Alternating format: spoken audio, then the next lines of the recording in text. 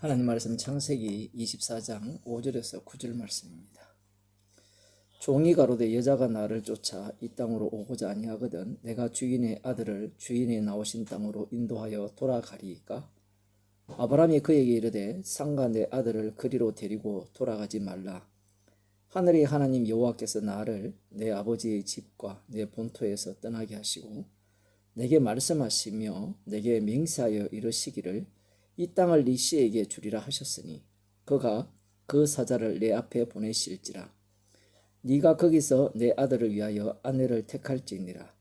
만일 여자가 너를 쫓아오고자 아니하면 나의 이 맹세가 너와 상관이 없나니 오직 내 아들을 데리고 그리로 가지 말지니라. 종이 이에 주인 아브라함의 환도뼈 아래 손을 넣고 이 일에 대하여 그에게 맹세하였더라. 아멘. 이 종이 누군지에 대해서는 성경에서 말씀하지 않고 있습니다. 그러나 많은 사람들은 이 종이 아마 이전에 다메섹 엘리에셀, 나의 상속자는 다메섹 엘리에셀입니다, 이렇게 말했기 때문에 많은 사람들이 다메섹 엘리에셀일 거라고 추론하고 있어요. 그럼에도 불구하고 다메섹 엘리에셀이라는 확실한 증거는 없습니다. 그러나 이 종의 위치를 보게 되면 그 위치가 상당함을 알 수 있습니다.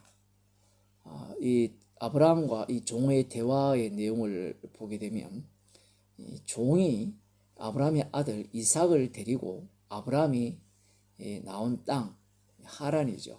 하란으로 다시 되돌아갈 수 있는, 데리고 되돌아갈 수 있는 그러한 권리가 있는 듯한 대화가 오가고 있습니다. 그러나 종은 여호와 하나님께서 아브라함에게 하신 약속에 대해서는 잘 알지 못하고 있다는 것을 알 수 있습니다. 아브라함이 왜 자신을 아브라함이 나온 곳, 자기의 그 고향, 아브라함의 고향으로 가서 아브라함의 아들 이삭의 아내를 택하라고 하는지 그 이유에 대해서는 잘 알지 못하는 것 같아요. 물론 종 나름대로 이해를 했겠죠. 그 당시에는 시족사회죠. 일종의 부족사회니까 이 혈통으로 맺어진 부족을 만드는 그런 차원에서 아마 이해했다라고도 볼 수 있습니다. 그래서 아브라함이 혈통과 관련된 며느리를 찾는다고 생각하는 거예요. 그래서 여자가 나를 쫓아오지 아니하면 내가 주인의 아들을 주인이 나오신 땅으로 인도하여 돌아갈까요? 라고 질문을 하는 거예요. 이에 대해 아브라함은 여호와 하나님의 맹세로 주신 약속을 말하고 있습니다. 그러면서 하는 말이 그 약속을 주신 분이 너 앞서서 천사들을 보내실 것이고 그 천사들이 앞서서 먼저 가기 때문에 아들을 위하여 아내를 취할 수 있도록 천사들이 너를 도울 것이다. 지금 이렇게 아브라함이 말하고 있습니다.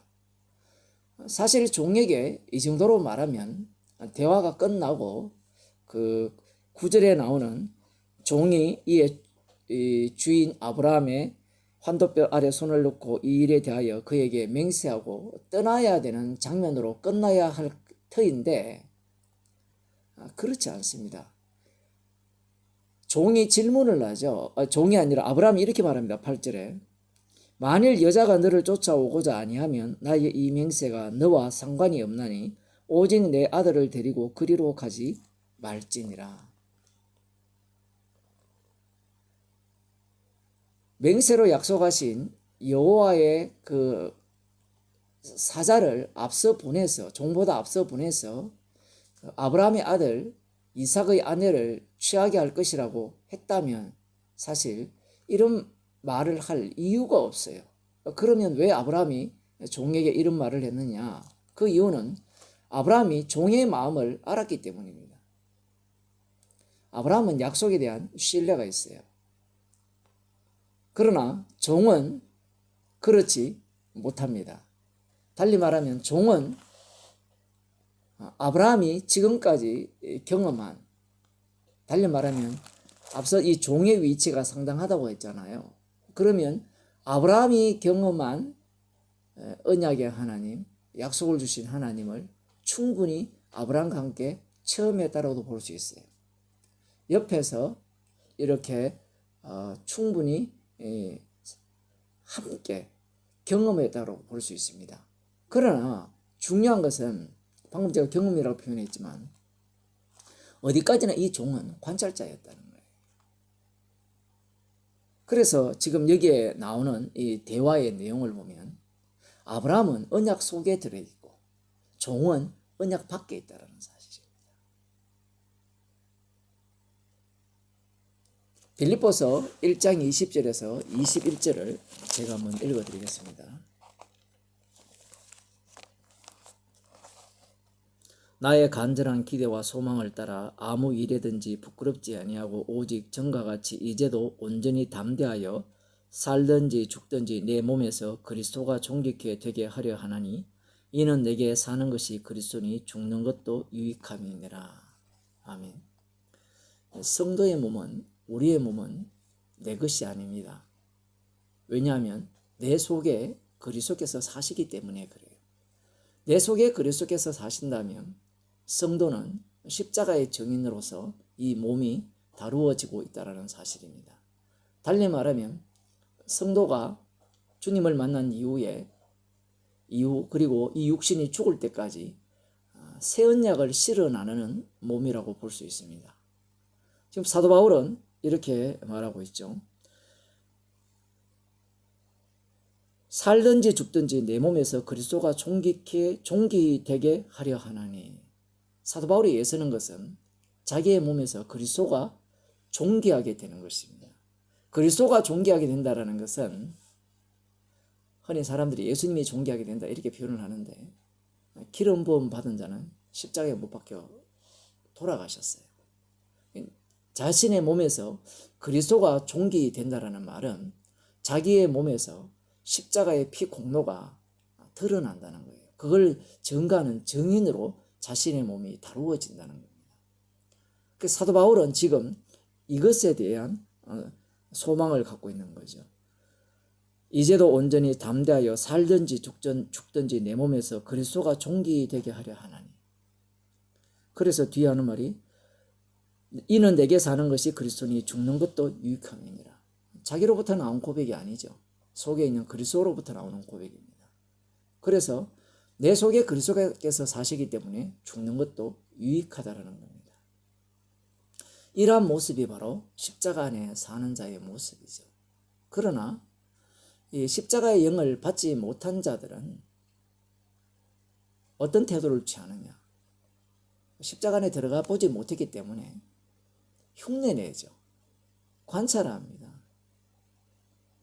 성경을 읽을 때 비슷하게 가는 것 같지만 마지막에는 십자가도 말하고 부활도 말하고 온갖 이야기를 다 이야기를 하지만 내 안에 그리스도께서 사는 게 아니라 내 안에 내가 살아요. 그래서 죽는 것이 안 유익해요. 살아야 된다는 겁니다. 이것이 성령을 받은 자와 받지 못한 자가 이렇게 받지 못한 자의 차이점이에요.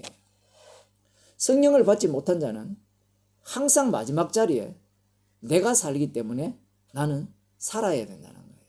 그래서 사도 바울은 성령을 받은 자로서 날마다 죽는 자, 날마다 죽노라 이렇게 고백을 하거든요. 날마다 죽는 자리로 인생을 살려진다는 겁니다. 그의 몸이. 그래야만 그리스도가 존귀되기 때문에. 그런데 성령을 받지 못한 자는 날마다 죽는 게 아니라 날마다 살아야 된다는 거예요. 날마다 살아야 되니까 살기 위한 인생을 사는 거죠. 자기 증거입니다. 나오는 것은 십자가 피공로가 아니라 자기 자랑뿐이에요. 그래서 이 십자가 사도 바울이 말하는 죽는 것도 유익함이니 자기 속에 그리스도가 살지 않기 때문에 죽는 것이 하나도 유익하지 않다라는 인생으로 살아가는 겁니다. 비켜나 있는 거예요. 십자가 안에서 비켜나서 관찰하고 구경하고 이용하고 마지막에는 자기를 살리는 것으로 모든 것을 이용할 뿐입니다. 기도하겠습니다. 세언야간에 들어오지 못했기에 여전히 내가 살아있는 그러한 인생과 주께서 성령을 주셔서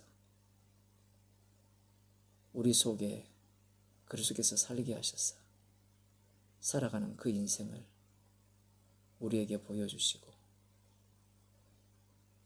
우리의 인생이